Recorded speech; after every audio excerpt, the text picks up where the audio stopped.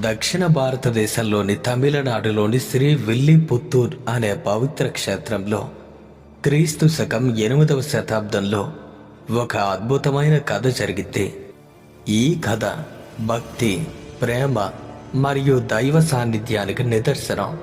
ఆ కథలోని ప్రధాన పాత్ర గోదాదేవి లేదా ఆండాల్ అని పిలువబడే మహాభాగవతురాలు, ఓ గొప్ప భక్తురాలు. శ్రీ విల్లిపుత్తూర్ గ్రామంలో పెరియాల్వార్ అనే మహాత్ముడు నివసించేవాడు. ఆయన అసలు పేరు విష్ణుచిత్త. భగవంతుడైనటువంటి శ్రీమన్నారాయణుడిని అత్యంత భక్తితో పూజించేవారు.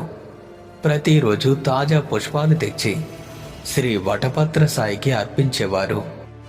అలా పూల కోసం తన తులసి తోటలోకి వెళ్తున్నటువంటి ఒక శుభదినాన విష్ణుచిత్త ఒక అద్భుతమైన దృశ్యాన్ని చూశారు. ఓ తులసి మొక్క కింద ఒక చిన్న శిశువు తన కరకమల కళ్ళతో నవ్వుతూ ఉంది. ఆ బాలిక అత్యంత సుందరంగా, దివ్యమైన తేజస్సుతో ప్రకాశిస్తుంది. విష్ణుచిత్త తన యొక్క హృదయం ఆనందంతో నిండిపోయింది. ఈ శిశువును ఆ భగవంతుడే నాకు కూతురిగా ప్రసాదించాడు అలా భావించి ఆ బాలికను ఎత్తుకుని తన ఇంటికి తీసుకువచ్చాడు. విష్ణుచిత్త ఆ బాలికకు కోదై అని పేరు పెట్టారు. తమిళంలో కోదై అంటే భూమికి చెందినది అని అర్థం. సంస్కృతంలో గోదా అని పిలుస్తారు. సంతానం లేకపోవడంతో దుఃఖించిన విష్ణుచిత్తకు ఈ బాలిక భగవత్ ప్రసాదమగ్గిద్దే. అలాగే ఈ బాలిక భూదేవి యొక్క ప్రతిరూపంగా పిలువబడుతుంది. అంటే భూదేవి ఈ భూలోకంలో మళ్ళీ ఈ విధంగా జన్మించింది.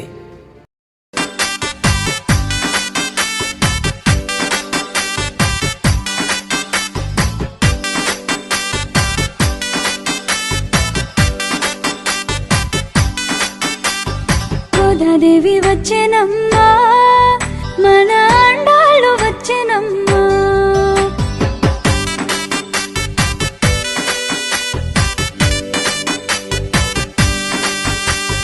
గోదాదేవి వచ్చెనమ్మా, మన ఆండాళ్ళు వచ్చెనమ్మా.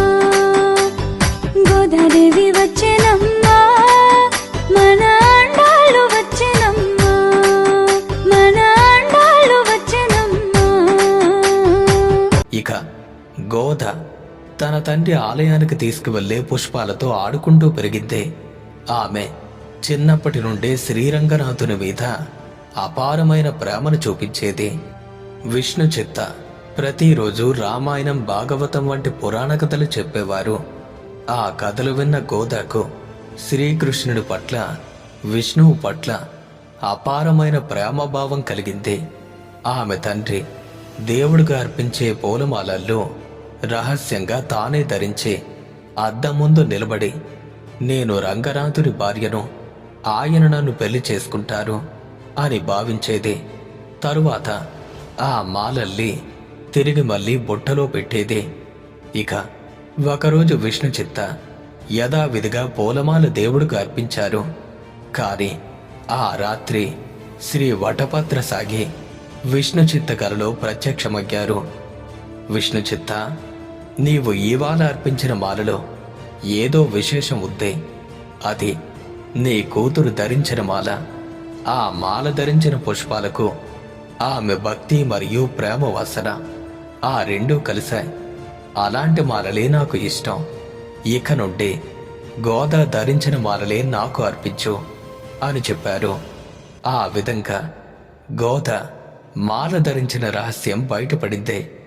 విష్ణుచిత్త మరుసటి రోజు తన కూతురు చేసిన పనిని గుర్తించారు. కాని కోపించే బదులు దేవుని సంకల్పాన్ని అర్థం చేసుకున్నారు. ఇక అప్పటి నుండి గోదా ధరించిన పూలమాలలు అంటే సూడి కోడుత్త పూమాలై, దీని అర్థం ధరించిన పూలమాలలు అని అలా పిలువబడ్డాయి. అలాగే అవి అత్యంత పవిత్రమైన పూలమాలలుగా భావించబడ్డాయి. గోదా పెద్దయ్యే కొద్దీ ఆమె భక్తి మరింత తీవ్రమైంది. ఆమె తన అంతరంగ భావాలను శ్రీకృష్ణుని పట్ల తన ప్రేమను కవిత్వం రూపంలో వ్యక్తీకరించింది. వెంకటేశ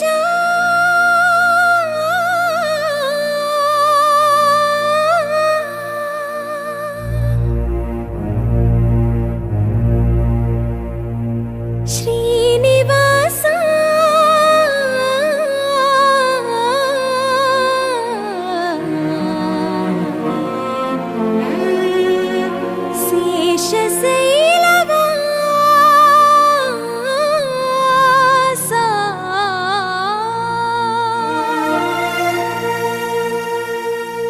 మాధవ కేశవ మధుసూదన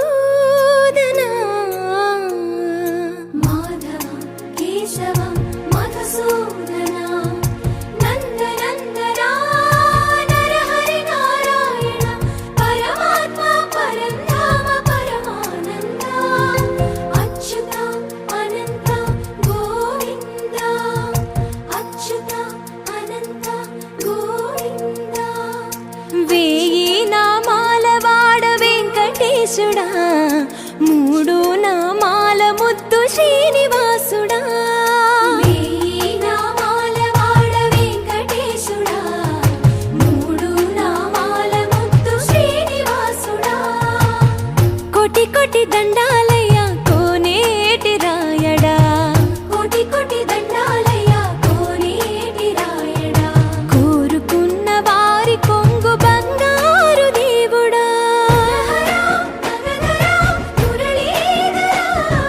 శ్రీకర శ్రీధర శ్రితమందార సర్వేశ్వర పరమేశ్వర శాంతాకార శంఖ చక్రధర సప్తశైలేశ్వర. గోదా పెద్దయ్యాక విష్ణు చిత్తకు ఆమె వివాహం గురించిన చింత కలిగింది. కానీ గోదా మాత్రం నేను శ్రీరంగనాథుని తప్ప మరెవ్వరినీ పెళ్లి చేసుకోను అని దృఢంగా చెప్పేది. ఆమె ప్రతి రాత్రి తన కలలో శ్రీ రంగనాథుణ్ణి చూసేది. ఒక రాత్రి శ్రీ రంగనాథ స్వామి విష్ణు చిత్త కలలో కనిపించే గోదా నా భార్య, ఆమెను శ్రీరంగంలోని నా సన్నిధికి తీసుకురా, నేను ఆమెను వివాహం చేసుకుంటాను అని ఆజ్ఞాపించారు. ఇక విష్ణు చిత్త తన కూతురుతో పాటు శ్రీరంగం అంటే తిరుచిరాపల్లి వెళ్లారు. గోద అతి వైభవంగా శృంగరించబడింది. వివాహ వస్త్రాలు, నగలు, పూలమాలలతో అలంకరించబడింది. ఆమెను శ్రీరంగనాథ స్వామి గర్భగుడికి తీసుకువెళ్లారు. భక్తులందరూ వేద మంత్రాలు, తిరుప్పావై పాసురాలు పారాయణం చేస్తున్నారు. ఇక గోద గర్భగుడిలోకి ప్రవేశించింది. ఆమె శ్రీరంగనాథుని విగ్రహాన్ని కౌగిలించుకుంది. అద్భుతం! ఆమె మెల్లగా విగ్రహంలోనే విలీనమైపోయింది. ఆమె శరీరం కనిపించకుండా పోయింది. ఆమె దివ్య రూపంలో భగవంతుడితో ఐక్యమైంది.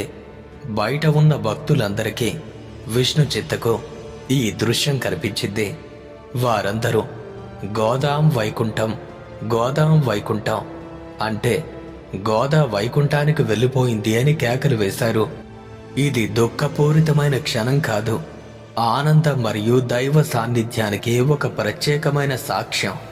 నేటికి ప్రతి సంవత్సరం ఆషాఢ మాసంలో అంటే జూన్ మరియు జూలై పూరం నక్షత్రం రోజున శ్రీరంగంలో మరియు శ్రీ విల్లిపుత్తూరులో గోదా కళ్యాణ ఉత్సవం ఘనంగా జరుపుకుంటారు.